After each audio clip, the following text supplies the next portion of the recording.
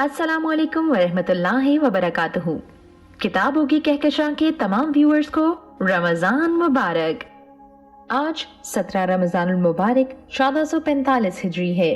Segment क्या आप जानते हैं में खुश आमदीद। क्या आप जानते हैं कुरान मजीद में मौत का जिक्र कितनी बार आया है? 50 बार, 80 बार, 145 बार या 155 बार? कुरान मजीद में मौत का जिक्र 145 मर्तबा आया है। क्या आप जानते हैं हजरत याकूब अलैहिस्सलाम के कितने बेटे थे?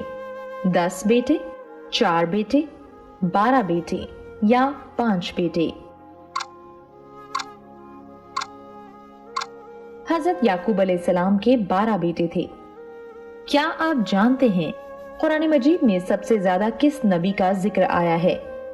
हजरत इब्राहिम अलैहिस्सलाम, हजरत मूसा अलैहिस्सलाम, हजरत सुलेमान अलैहिस्सलाम या हजरत यूसुफ अलैहिस्सलाम?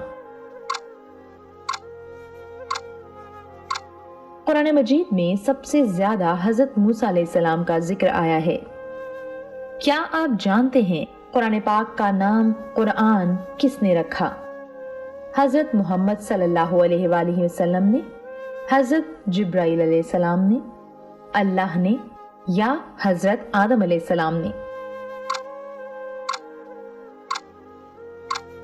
कुरान पाक का नाम कुरान अल्लाह ताला ने खुद रखा।